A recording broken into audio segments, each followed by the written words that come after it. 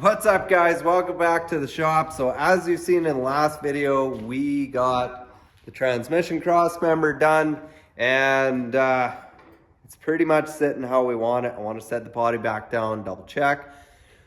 But while the body is off, I also want to get my diff in here so that I can measure for my wheels. So that's what we're up to today. We are assembling this Moser diff, and yeah, we'll see how that goes.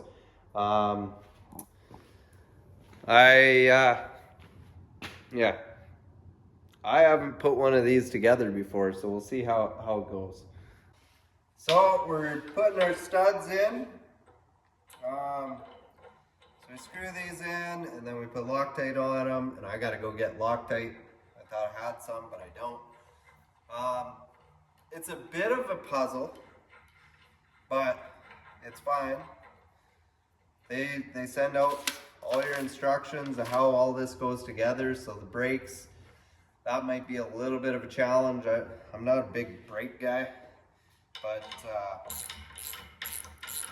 yeah, so that's kind of what we're up to. I'm gonna get this thing assembled so that I can final fit it in there, and then we can measure our back spacing, and I can get wheels and tires ordered so this thing can roll.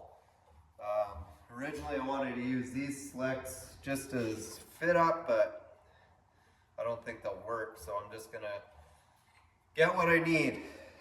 So that is what we're up to today. So we got 35 spline axles from Moser, and we got a Willwood disc brake set up. We got the M9 fabricated housing. So when you're putting this all together, you Loctite these on, and then they have these little sleeves that go on the back side to everything tightens together. This is kind of a new setup for me. I've never really used anything like this, so I'm super excited about it. It's gonna look awesome in the car, and it's too bad that it's underneath the car and you can't see it, but so yeah, we got these on. I gotta get some Loctite, and then we can Loctite these on, get the sleeves on, and then we can start working on the housing. So we gotta put the seals in it, and then we'll get the brakes all laid out here so that we know what we got and try and figure out how it all goes together. So when you're putting these together, so you got about 1/4 inch here between the nut or the bolt head. Put a little dab of blue Loctite on there, and you screw them in. I use a soft handle of my hammer in between the studs and torque it down to 50 foot-pounds. Okay, so you see I got a bit of a mess on the table here. So we got our sleeves put on, the axles are ready to go in. So I'm just working on the center section here, and I can't find in all the, like, they give you instructions for everything, but maybe I misplaced the instructions on these studs. So I'm not sure if I got to thread seal them, and then what the torque spec is on these on the back side. So they get bolted up like that. So I'm just waiting to hear back from Moser. They're usually pretty good on getting back to a guy. So once I got this all done, then I'll set the center section on, and we'll tighten it down and get it put in place, and then I can slide the axles in and I can start assembling the brakes. And everything's pretty tight to fit up inside these because I needed park brakes for it to pass inspection, blah blah blah. If I didn't need those, this would go a lot easier. But being that this car is going to need an inspection once it's done, I got to have a park brake. It's just something it needs. So that's where we're at right now. We're just waiting to hear back from them, All right, guys, so within 5 minutes, these guys got back to me. So I screw these in, hand tight, and then I put the locking nuts on the back side, hand tight. And we silicone everything double-sided when we put the center section on for the final time. So yeah, we're gonna put this all together, and we will see how it goes. So right here, I double nutted all of these just so I could, because it's a locking nut on the back side. So I double nutted them, and then I could do the backside nut. So that's what we're doing here.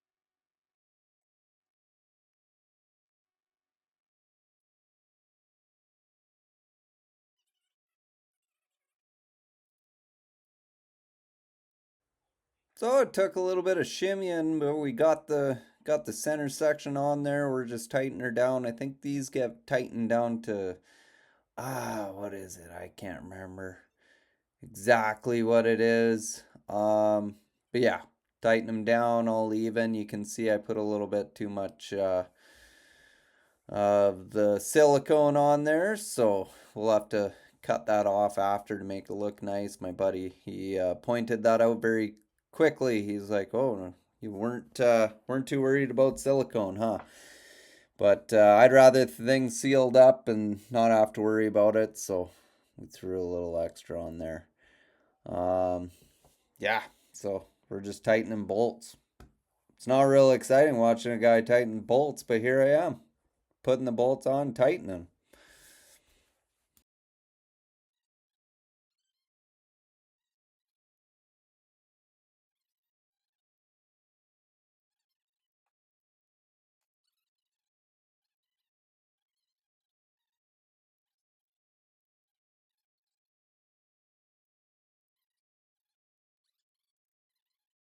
Okay, so I didn't think you guys would want to watch me struggle, but this kind of gives you an idea of like the park brake system and how tight it is. Like you can't get fingers in here. So I kind of struggled with getting all the bolts through here for the axle retainer and getting everything in there. So with this side in, I'm gonna tighten it down, and then I'm gonna put one of the rotors on just to see how it fits.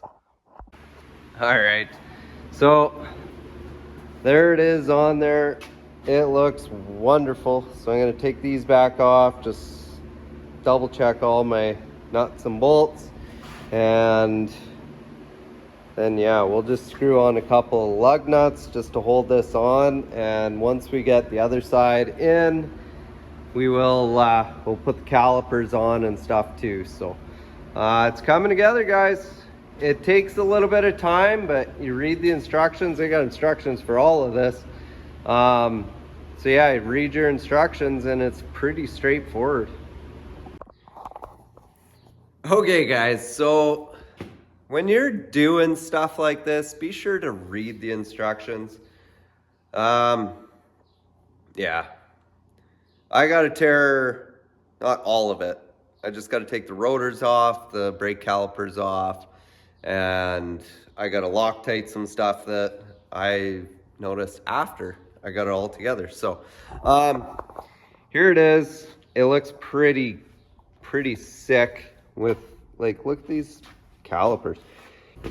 My daughter's coming down today, so hopefully between the two of us, we can wrestle this thing under the car and get it hung up in there. And we should be able, if we drill out the holes on those wheels I got, we should be able to bolt them on. So, and they're just temporary, they're not permanent. I got something coming that you guys are gonna like. So, but yeah, that's what I'm up to. I'm gonna get that done and then we'll go from there. All right, guys, so we got everything Loctited that was supposed to be Loctited. We got the center section, it's all torqued to 45 foot-pounds, what they told me.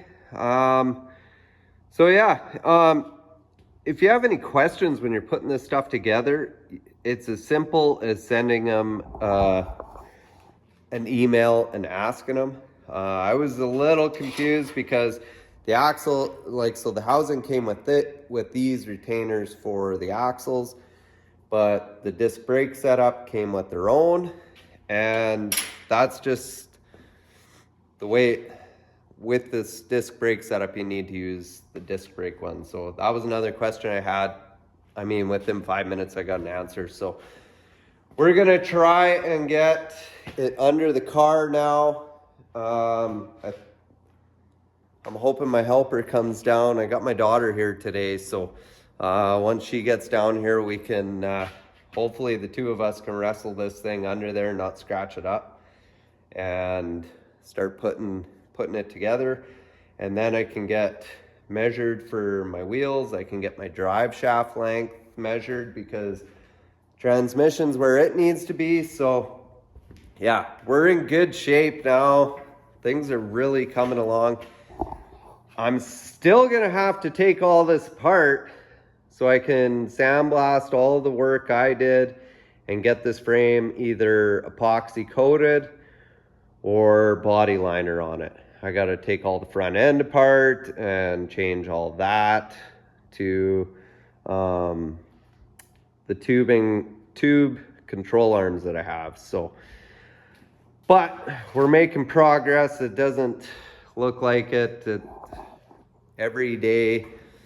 Like when things aren't being added to the project, you think, like, I'm not making any progress, but you are. This is a lot of work, so if you're looking at doing something like this, just take your time with it and realize that it's a lot of work, but you can do it.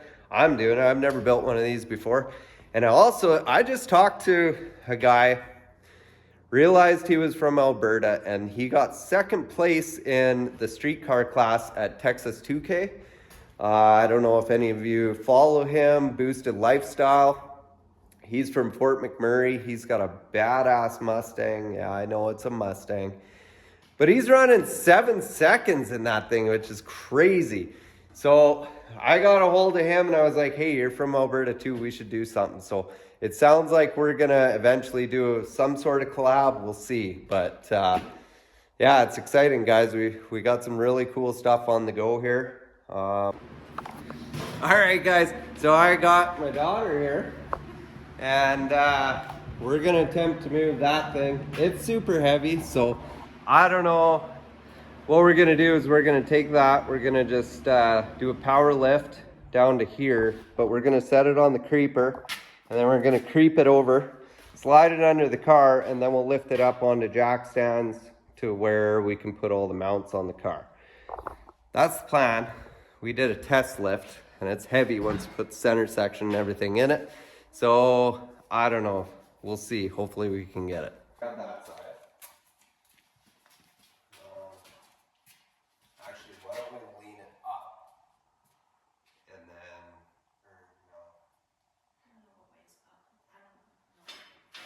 so, once it's under the car, we're going to have to lean 45 degrees.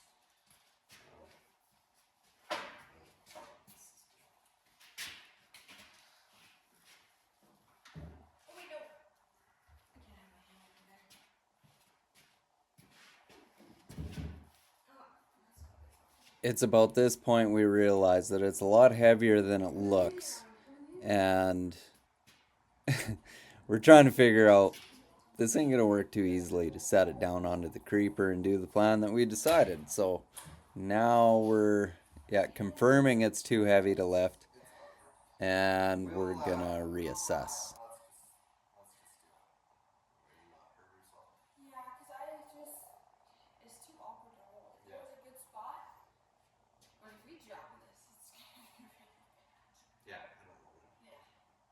So we're gonna err on the side of caution and use the engine hoist. So I'm gonna get some stuff cleaned up and then you can watch us use the engine hoist. So remember how I said that we always have this thing called fourth winter? this is fourth winter, so we got like a foot of snow here, and we got the loader started. Cab is full of snow because I left the door open, so that's awesome. But yeah, I'm gonna get the snow out of my boots, and we're gonna, you can see the engine hoist half buried in snow. We're gonna dig that out and put it in the shop.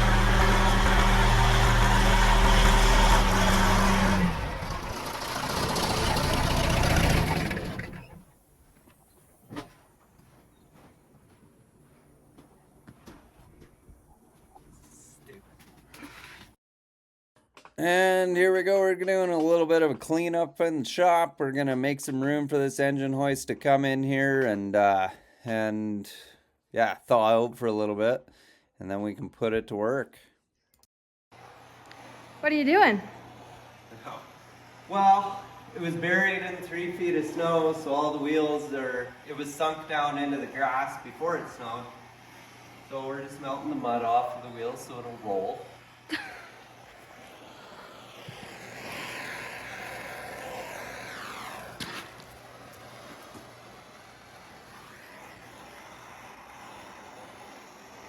Life hack.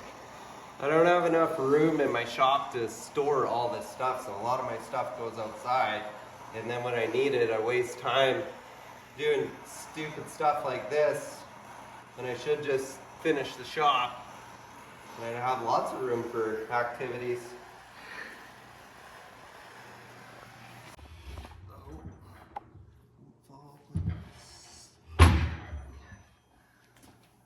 Do you maybe want my help on that side? Huh? Please don't fall. Okay, look at that. Okay, we did it. Perfect. Alright. It's in the air. Spinning. Yeah, we'll do that. It's spinning the wrong way. That's okay. It rolls so much nicer when it's got some. Once you burn the tires too. Clean tires help.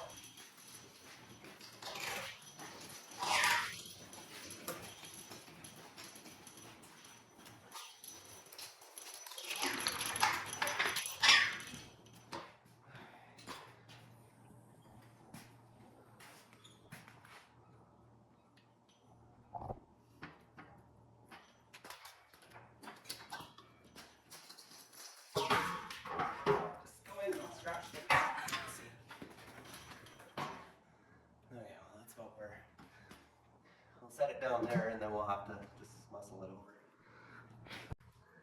Okay, so we just gotta not drag it on the ground. So bring it over as far as we can get it, and then I'll try and grab it from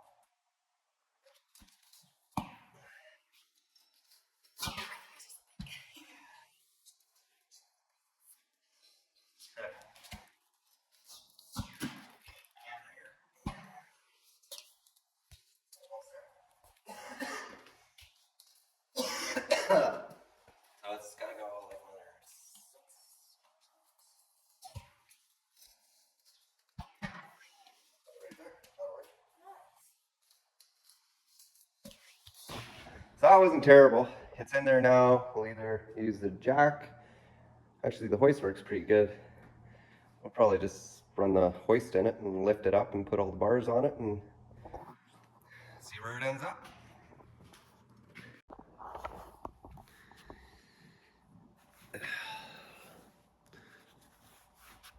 There is something satisfying about getting something put together, and can I just say, this is almost too nice for me, but look at this.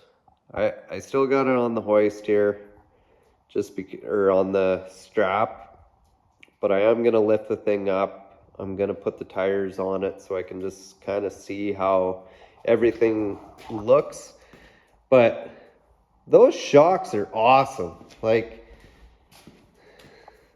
and it's all so easy to put in here. Like, it's all bolt in, right? So I'm gonna get this thing up a bit, and I'm gonna drill out those because those holes won't fit these studs, and I'm gonna get it sitting on some tires so I can see what this thing really looks like, how it sits on its own. But huge shout out to the daughter for giving me a hand. I'd still be fighting with it. So I'm gonna do that, and yeah, we're getting there. It's progress. Well, guys, it is a good feeling. So I drilled out the old tires. I didn't think you guys needed to see everything I did here because it was just a lot of bolt up and stuff like that. But I loosely got the diff put in here. I got some tires on it. It's sitting on the ground. Check this out. It's sweet.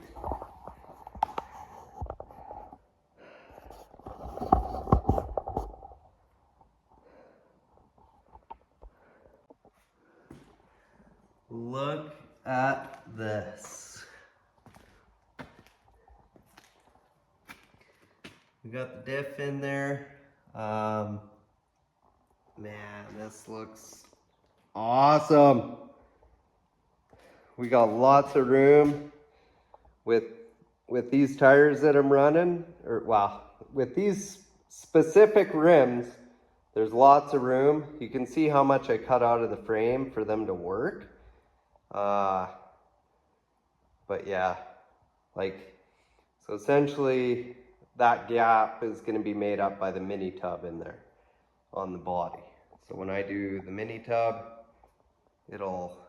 everything will clear. But I think this gives me a good idea of the back spacing of tire or rim I need. And yeah, it just worked out awesome. I haven't been this excited in a long time. So the next step for me is to essentially set this body down back on it. And I already said I was doing a mini tub, so you guys are going to hold me to that. I know it. I think I can get away without one if I run these size tires and rims. But I mean, if I can run bigger tires in the back, why wouldn't I, right? So we're gonna slide this body back and set it on for hopefully the last time. This is hopefully the last time I have to set the body onto here and take measurements and all that stuff. So, and with the engine in the front, I think I might tear the whole thing's got to be stripped down again because I got to paint it or do whatever I'm doing with it. So I want to flip it over, clean up some welds on the bottom side too. So still so much to do, but progress! We got progress! Okay, so we got everything set up here. Hopefully this is the last time putting that on here before it comes off for the last time. I just want to fit it one more time, take some measurements of a certain few things, like this bar that I got to put in, this bar I got to put in, and yeah, I might fit the gas tank while I'm at it. But hopefully I get it set down, everything fits the way it should, and I can mark out my tubs, the clearance I need. These are the tires I want to run on it. So yeah, it's just kind of final fit. So make sure everything's good and then pull it back off. I'm gonna move the frame over here and we'll strip it completely. Like we'll take the diff back out of it, we'll take engine tranny out of it, the front suspension will come off of it, and then I'm gonna flip the frame over, clean up some welds, do some grinding on it, make it look pretty for the people that have to crawl underneath and look at it. And then we just gotta get the frame coated or painted, whichever we decide. And then the body, I can start the body work. So that I'm not super excited about because I'm not a body guy. So I don't know. So here we go. We got the body rolling on for hopefully the last fit up. This is the last time I'm going to fit this thing up, I hope. But I would assume when I get it back, get the engine tranny in it with the scatter shield, I'm going to have some issues. So we're getting it all sat down here and everything's fitting good just like I thought it would. So yeah, last time checking all the bolts, everything looks lined up perfect. All right, guys, here it is. So you look at those tires, we could get a taller tire in there, but with slicks, they grow, right? But we could probably put like 29. I bet you 31 would fit in there. But we still have to adjust our diff because this needs to be tucked way up in there too. I want this thing tucking tire. So when I do my wheel lips, it's gonna come to probably right here, I wanna say. But there's so much room in there for activities for the tire, right? So I want this tire up in here and that'll drop this like another 4 inches. So we could drop this 6 inches and I'd be super happy with it.